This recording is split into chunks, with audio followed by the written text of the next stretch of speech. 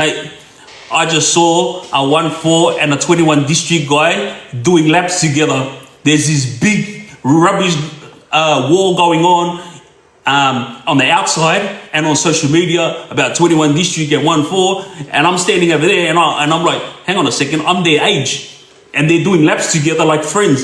And Triggz.Sweetness on TikTok talks of 1-4 and 21 district walking side by side in the prison yard. This snippet was brought to you by Oz Underworld. Don't forget to like, comment, subscribe, and become a channel member to get exclusive and early access to content. one of the funniest stories, yeah? One of the funniest stories is when I was at Silverwater and there was this Tongan screw, yeah? He starts laughing and carrying on, and I turned around because I was eating and I was thinking, oh, what's this guy laughing and carrying on about, you know? He starts walking through, like, past the other pod into where I was, you know, and I heard one of the Tongan boys in my side, and it was like this Tongan screw was laughing on purpose, so someone could ask him, what are you laughing at, yeah? And obviously the Tongan inmate fell for it and he goes, ew, what's so funny, bro? Like that. And the screw turned around and goes, hey, I just saw a 1-4 and a 21 district guy doing laps together. There's this big rubbish war going on the outside and on social media about 21 district and 1-4, and I'm standing over there and I'm like, hang on a second, I'm their age and they're doing laps together like friends. And so when this Tongan screw yelled out to them, yo, aren't you guys 21 district and 1-4? Straight away, these two boys split and they were like, F you, you dog, where are this to the Tongan screw? And the Tongan screw just started laughing and he walked off. Why? Because he knew the dramas on the outside, but he was shocked when he saw that they were walking together, you know? And this is what I'm saying. All you guys out there on the streets right now that's repping your crew, repping your area, and then getting inside and calling peace with your ops just so you can walk the yard together, it doesn't work like that. You know what I mean? Prison, like, it's a different territory. You know, like the mafia guys, I've seen cartel guys come into prison. I remember this other guy, he had 18th Street tatted on his back. He's from America, yeah, tatted up, but he had 18th Street. And I remembered, like, 18th Street was a big gang in America, yeah?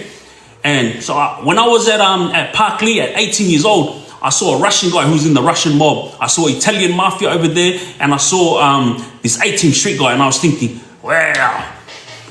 I thought it was just gonna be Aussie criminals, but obviously, like, you got all these big time criminals here as well, you know?